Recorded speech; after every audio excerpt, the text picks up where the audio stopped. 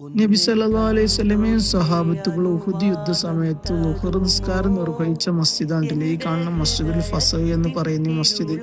ഇന്ന് ഈ രൂപത്തിൽ കാണുന്ന ഈ ഒരു മസ്ജിദ് കുറച്ച് മുമ്പ് ഇതെല്ലാം നശിച്ചു പോയിട്ടുണ്ടായിരുന്നു. ഈ ഒരു സർക്കാർ പുനർനിർമ്മിച്ചതാണ്ടില്ലേ ഈ ഒരു കോലത്തിൽ ഇതെല്ലാം മണ്ണിന്റെ അടിയിലായി പോയിട്ടുണ്ടായിരുന്നു. കുറച്ച് മുമ്പ് വന്ന് കണ്ടവർക്കൊക്കെ അതിനെ കുറിച്ചിട്ട് അറിയാം.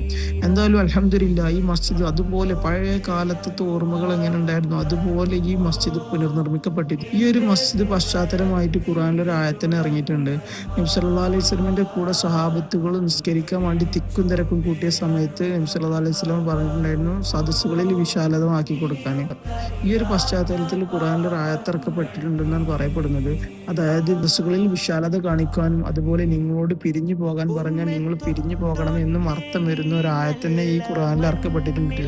എന്തായാലും അൽഹംദുലില്ലാ റാഹത്താണ് ഇപ്പോൾ ഇവിടെ വന്ന് കാണാനും ഇവിടെ നിസ്കരിക്കാനും എല്ലാവരും ഒരുപാട് പേര് ഇപ്പോൾ വരുന്നുണ്ടല്ലോ. ഉംറക്കും ഹജ്ജിനും വരുന്ന ഒരുപാട് പേര് ഇവിടെ എല്ലാം വിസിറ്റ് ചെയ്തിട്ടാണ് പോകാറുള്ളത്. എന്തായാലും അൽഹംദുലില്ലാ എല്ലാവർക്കും ഇവിടെ വന്ന് കാണാനും നിസ്കരിക്കാനൊക്കെ അള്ളാഹു തൗഫീക്ക് നൽകട്ടെ. ആമീൻ.